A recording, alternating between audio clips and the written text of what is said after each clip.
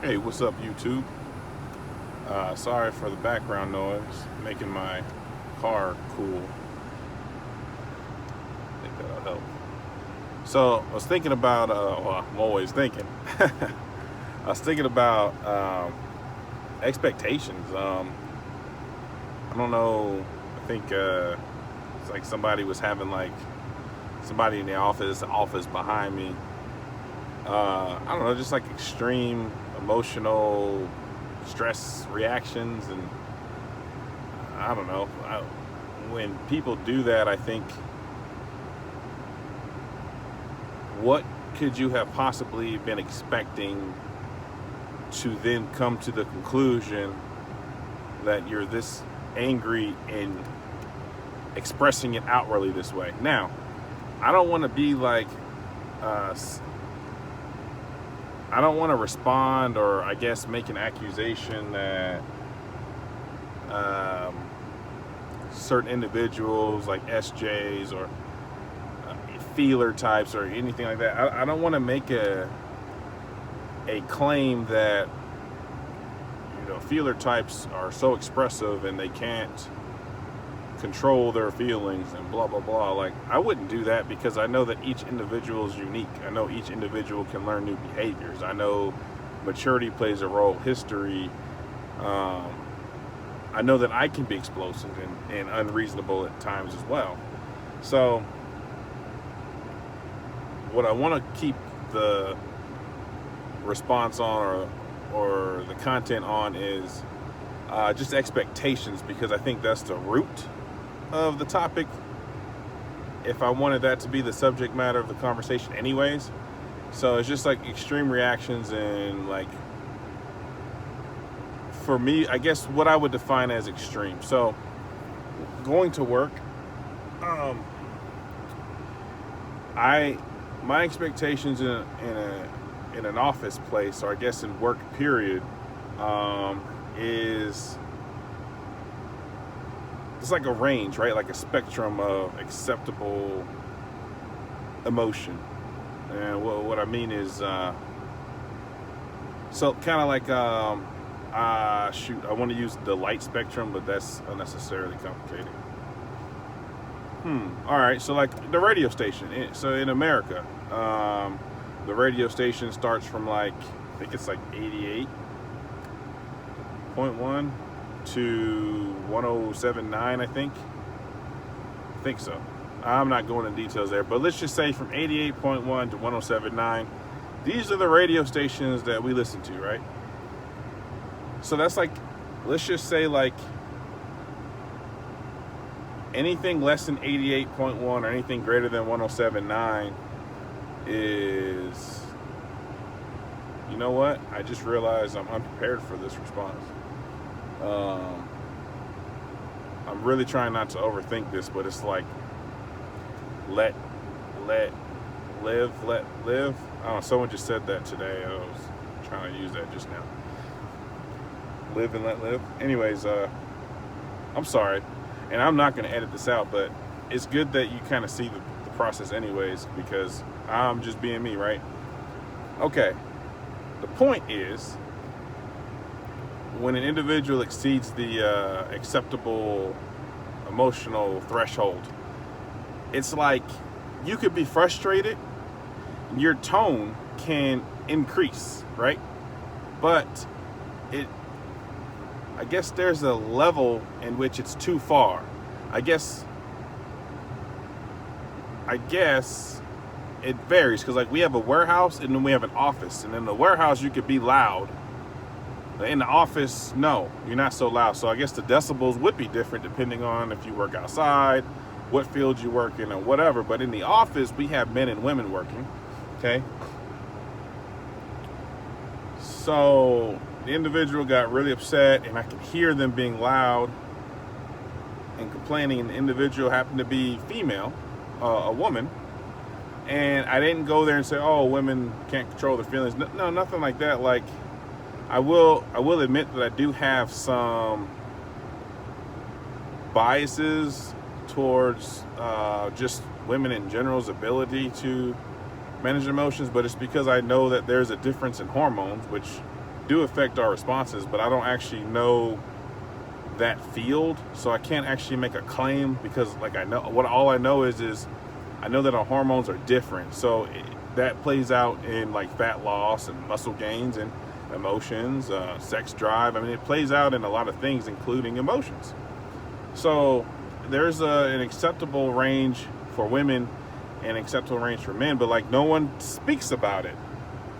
So when people get loud, I'm like, there's a level of comfort. Should I be concerned? Is this person going to lose control? If they can't control their pitches in the office, will they throw something? Will they storm in my office? I got into an altercation with an individual. This was a man, actually, and he was being loud with me. I thought he wanted to fight. I'm pretty sure I talked about this in another video, but I'm bringing it up because it's relevant to expectations.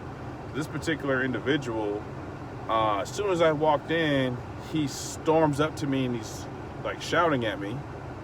And I stopped. I didn't even make it to my office, right outside my office, and there's cubicles everywhere. Everyone can hear this conversation, and he's basically telling me that I didn't fulfill his request and he had to wait all night and it's my fault, something's happening. I don't even know what he's talking about, because his request was something like, I'm just going to make this up. My enter key doesn't work, so I have to use the enter key on my number pad, right? So you still have the ability to use the enter key, but you have to go over here. You can still work, but you're not down. It was an issue like that. He still could do the job. It just took a little bit longer than usual. Okay, well, what I didn't know was that taking a little longer than usual was preventing 8 people in the warehouse from working. They had to send them home. He didn't tell me that. He just told me that he had an issue in a workaround. He didn't tell me his workaround wasn't good enough, okay? So it wasn't the enter key. I'm just using an example that most people can probably relate to. Me being the IT support in this office, I'm thinking you're not down. So this is a low urgency, low priority, okay? It isn't, I wasn't dismissing the fact that that 8 people were being affected, because I didn't know that. And I still don't know that, and this man's yelling at me. So I start laughing because I was uncomfortable, angry, and was ready to punch him, because I thought that it was about to get physical and no one is stopping this, no one is interjecting, no one is, and I'm a very large individual, I'm 6'7". So I start laughing. He says, "Why are you laughing?" I said, "You're being ridiculous," because he was a man talking very loud and very fast and shouting at me, okay? This is not normal behavior. I felt physically threatened. I felt like he may want to fight. If I feel threatened in any way, that's unacceptable. So if I feel like you're threatening me, yourself, or others, I think that's unacceptable. So what does that? I don't know. I feel like I lost the point of this minutes ago. But I'm gonna roll with it. So, for him, if his expectations was that I respond to his issues immediately, and my response was, your issue was not a high priority because you still had a workaround. And he says, I had to send 8 people home because of this issue. And I said, I didn't know that. Oh, my microphone just ended. I don't know if it messes with the volume. I'll turn it back on. Okay. I don't know if it's using the phone microphone. I don't know if it's using the phone microphone or if it's using my Bluetooth microphone. But anyhow, I didn't know this information. And so he didn't tell me this until a week later. So I didn't help him at all, and they handled it poorly. He didn't get help until the end of the week. So he told me he was going to call the other guys in the remote offices to do my job for me because I'm not doing my job, and blah, blah, blah, blah, blah. I said, sure, good luck with that. And I immediately messaged my team to not help him. Because he's not following protocol. And when I told them what's going on, same thing, and they read his emails and didn't make sense either. So it ended up being like this, the manager was like going between us two, and he had a question, and the manager would walk to my office and ask me the question, and I would respond, and he'd walk to that guy's cubicle and respond. And if the manager is willing to do that, I don't respect that individual, because you are in a leadership role where this person is a subordinate of you, behaving this way, and you're doing nothing to restore order or resolve the issue. Instead, you want us to not fight. You should be doing other things than being the messenger between us. If you want to do that, I just assume that you have no authority. So anyways, a week later, he comes up to me and he's smiling and kneeling. He got on his knees and he said, "Hey, is there any way I can get, when I ask for help, that it could be like faster support?" I was like, "Sure, like what do you mean?" "Well, I sent you a request a while ago," and he sent me an email 45 minutes prior to this visit, and I was already working on it. And he said, "Well, I sent you something a while ago, and I still haven't gotten a response from you." And I said, "Well, what was it?" And he told me, and I said, "It's this email. I'm literally doing it right now, and you sent this 45 minutes ago." He said, "Yeah, that was a long time ago. Like, can I get faster service?" I was like, "What do you mean faster? This is as fast as it gets, like same hour response." Like, and he goes, like instantaneous support. And I said, "Please get out of my office, because I don't know what he has in his mind." And I said, "You know what? Do you have a minute?" He was like, "Yeah." Or actually, no. He got in my office and nothing happened. More time goes by, like more days go by, and then he comes in my office joking around, didn't ask for anything, trying to be friends. And I said, "Hey, do you have a minute?" He was like, "Yeah." We went outside and talked, and I told him that, you cannot, talk to me the way you did last week. It's unacceptable. I thought you wanted to fight.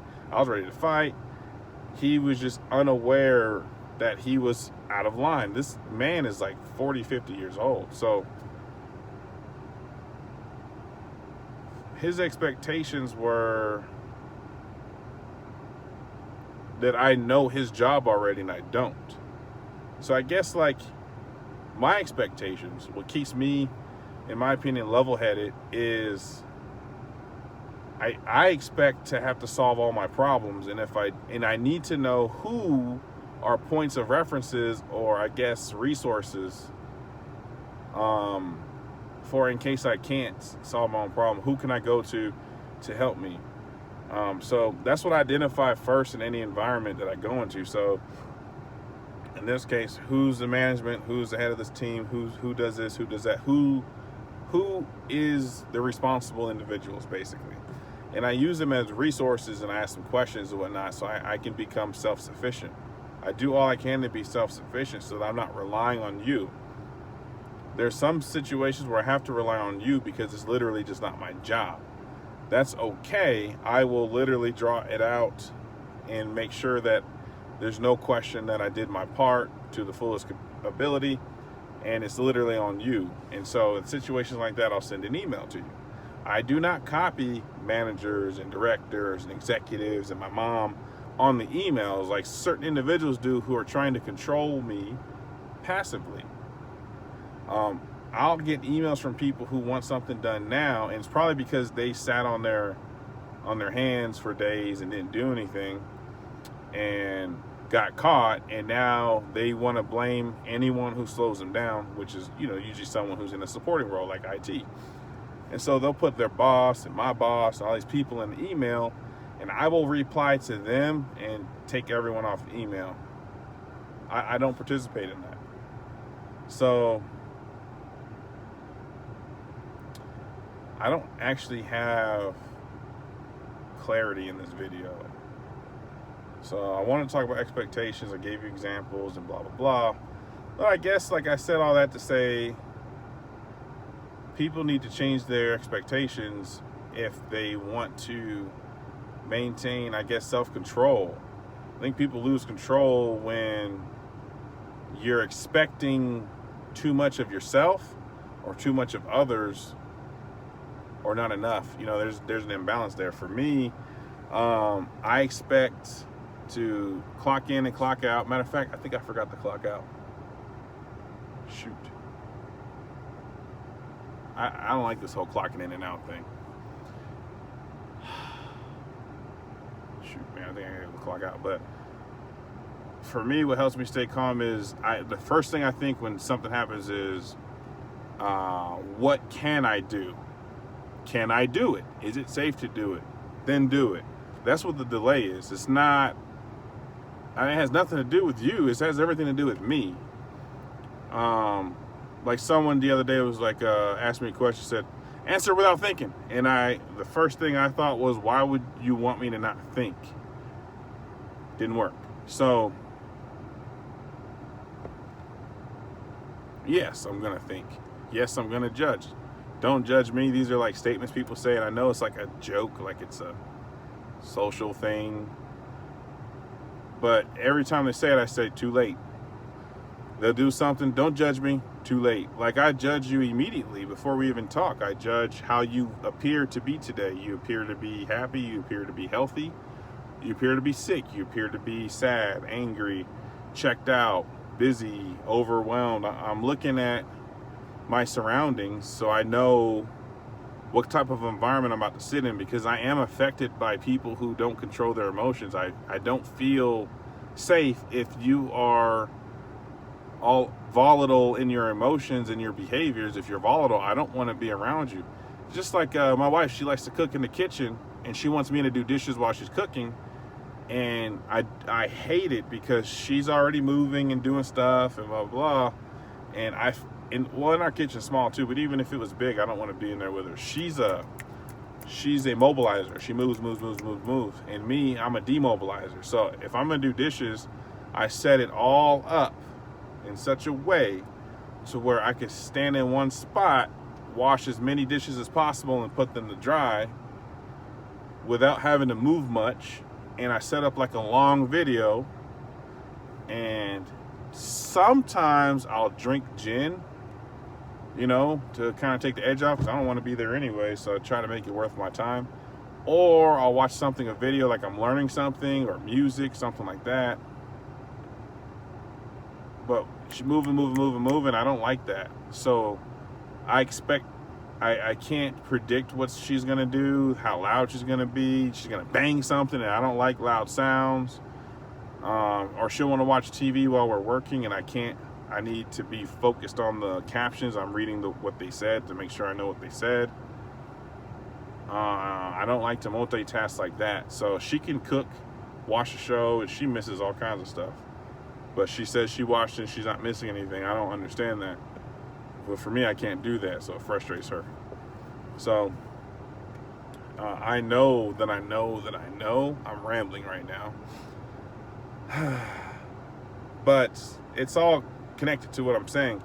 If when I come in, my expectations are what my environment is, and I was giving you an example of my environment. That's what happened. So yeah, I don't want to be there, so I'll close my office door. But my office gets hot for some reason when the door is shut. So I know the damper and the vent in the ceiling is shut. I've asked multiple times for them to open the damper. It seems that the staff is incompetent, and I'm just stuck with it. So I'll open the door and I'll fan the door to get some of the air conditioning in the office. You know, or I'll keep it shut as long as I can. Put my headphones on if possible. Sometimes I'll put my headset on so it looks like I'm busy, or like, you know, like on a phone call. Sometimes I am on a phone call, but people will normally leave me alone when I have those on if my door is open. But yeah, I mean, that's how I kind of manage my environment throughout the day with my expectations. If I feel like I have a lot on my plate, I'll put the headset on and close the door so it slows people down from interrupting me, because it's such a small office. People walk in and interrupt me all the time. And I said that in the beginning. I said it's okay because the guy before me in this job did a terrible job, and I wanted to set the precedent that I do care. And so in doing so, I said, hey, you guys can walk in and ask if you need something now. But some of the things they walk in and ask for is not urgent, and so I don't respond. You know, so as far as I'm concerned, I haven't had a direct complaint, I'm sure they do complain within themselves or to their managers or whatever. It's not my problem until we have a legitimate issue. But for the most part, they come in, tell me stuff, and I'll do it right then and there if I can. If it's something I know is important, I'll email a ticket, make a ticket out of it. But the management here is pretty messed up. So, and I knew that getting into it. So to manage my expectations, I say, hey, come in, and I decide on that spot if I'm gonna do it or not. So I'm not gonna be stressed out at work. I don't want to be stressed out, period. Like I do get stressed out. It's all internal. It's inside. When I'm stressed out, it's inside, and I'm just one step at a time is what I'm thinking. Is like, okay, to solve this issue, it's like 20 steps, and I'm gonna do this step, and then that step, and then if there's 5 steps I can do in one step, I'll do it, and slowly I feel the pressure coming down. The worst is when, like a manager or something, like I know that there's a conflict, there has to be a confrontation. I don't like confrontation. I hate it when confrontation is scheduled, and I know like in 2 weeks I'm gonna have a meeting about the outburst I had with that guy. No, the outburst, I didn't do anything wrong in that situation. If there's something that is questionable that I did something wrong, it literally like stresses me out until that day, up until minutes before the meeting, up until minutes within the meeting, until finally the meeting is over and it's gone. That sucks. And I've worked through that in counseling and worked on it, but like it still takes energy away from me for days. And it's because I don't know what to expect. So anyways, this is a long video. I could have been home by now. I just wanted to make a video about managing expectations. And I really don't appreciate individuals who just like, they're very volatile with their emotions. I feel like you can kind of tame that a little bit more and solve your problems. I feel like you're not taking responsibility to solve your own problems. If you were, you wouldn't be acting that way. I know that would probably piss off a bunch of people, but that's really what I think because I'm wired that way. And so I understand if you're not wired that way, you're not going to think that way per se. I would imagine even if you're behaving that way, you want to solve your problems, okay? I would like to think that. And so that you're not a victim to everything in life. We all got shit that happens, So I like problem solvers, I guess. So if you're not a problem solver and take it in your own hands and knock it out, I have a hard time liking you and respecting you. I know that I know to, respect all people, but really on the inside, I don't like you. I don't respect you. I can be cordial, but really on the inside, man, I don't like you at all because I feel like you're part of the problem. That's just what I feel like. You're immature and you have to grow up. I feel like you've been pampered. Like I have all these things, and I know it goes back to my growing up and things that my parents would say or my siblings would say or individuals in my life would say. I know it goes back to that. I know these things aren't true, but it's wired in there, man, and it's wired, and I believe it.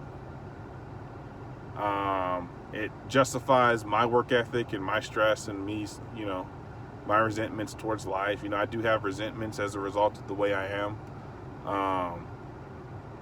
I'm aware of that, but I don't like the alternative because the alternative is unnatural to me. Like I said in another video, it's like learning to write with my left hand. Sure, I can do it, but why? When I'm so good at my right hand. I know if I break my hand, I have to write with my left hand. But I know at some point it'll come back unless it's damaged beyond repair. Then then I have to. Then I would probably be looking into voice dictation if possible.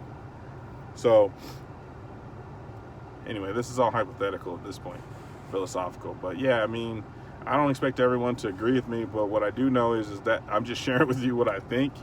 And some of it's kind of harsh, and I try to be pleasant and nice and smile. And I do, I don't put people down. But I know I think lowly of a lot of people. Learn it, man. Like we have the internet, we got YouTube, we got Google, we got the library. I'm going to the library on Saturday. I found out I can get business listings there for free. I want to see I want to see that. It's kind of cool.